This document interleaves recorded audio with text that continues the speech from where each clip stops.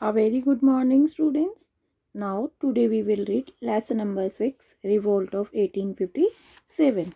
Now, in this chapter, we will read about the establishment of British rule in India, Revolt of 1857, changes in British ruler after the Revolt of 1857.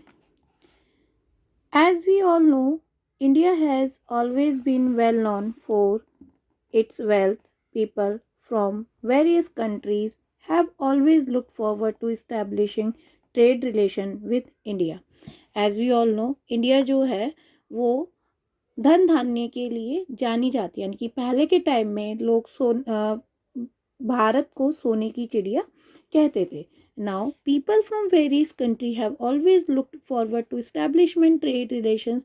यानी कि जो बाहर की countries के जो peoples हैं, they are looking for their trade यानी कि व्यापार, यानी कि they want to make a relation between the India. Now when Vasco da Gama a Portuguese explorer, यानी कि पोर्टुगेज का मतलब क्या होता है, people from the Portugal, right, discover the sea route to India and era of new trading pattern emerge.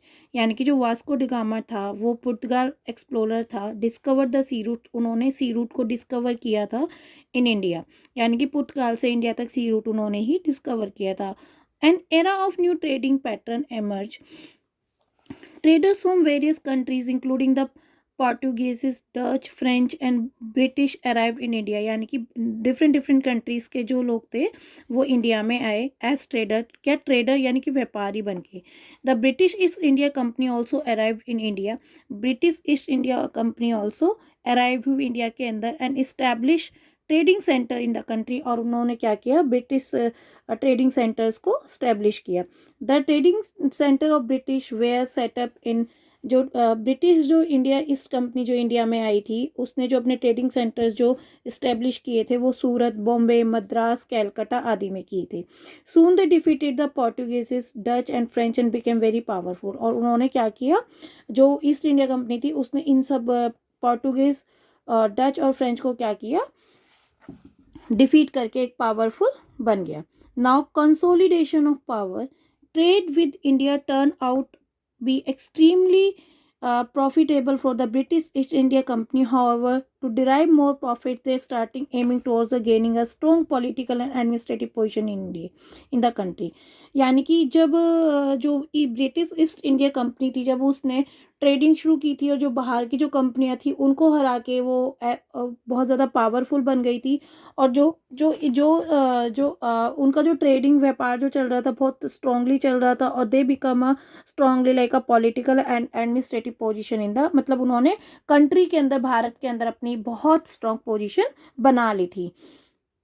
In Bengal they frequently started breaking rules and regulation set up by the Mughal rulers. और उन्होंने बंगाल में क्या किया, जो रूल रेगुलेशन जो बने हुए थे, they started breaking rules, they started breaking them and regulating set up by the Mughals rulers. Angered by this, the Nawab of Bengal Siraj-ud-Daulah protested against the British. और सिराजुद्दौला जो बंगाल के जो नवाब थे उन्होंने विद्रोह करना यानी कि प्रोटेस्ट करना शुरू किया against the British. The British responded by declaring a war against him.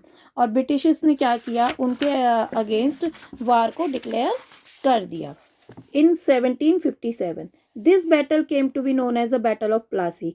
यानी कि जो ये बैटल, जो बंगाल के जो नवाब थे उन्होंने जब ब्रिटिश के अकॉर्डिंग ब्रिटिश के का विद्रोह करना शुरू किया और वो 1757 में किया था.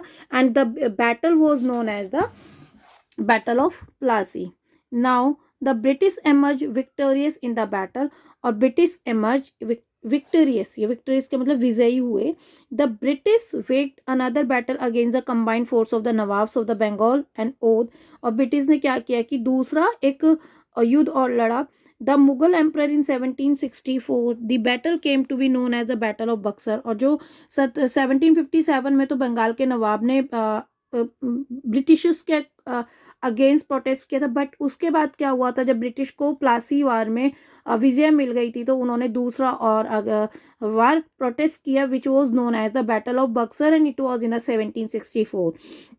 With the victory in this battle, the British also gain the right to collect revenue in the Bengal and became more powerful. और इस युद्ध की विक्ट्री के बाद भी ब्रिटिशर्स ने क्या किया, they gained right to collect revenue in the Bengal also and become more powerful.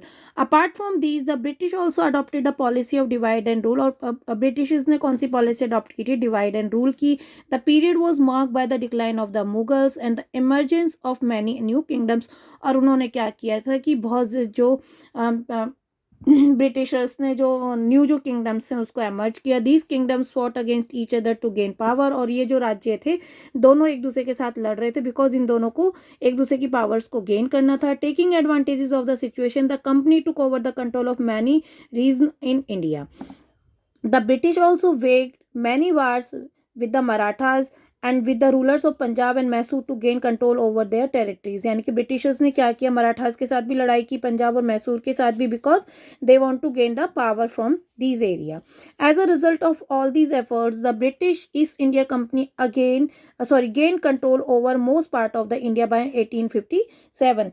अब देखिए इन सब के साथ लड़ाई झगड़ा करने के बाद Mysore, Punjab, Marathas, battle of Buxar, battle of Plassey, उसके बाद क्या, ईस्ट इंडिया कंपनी फाइनली 1857 में it has gain control over the many parts of the India. Now thank you for all.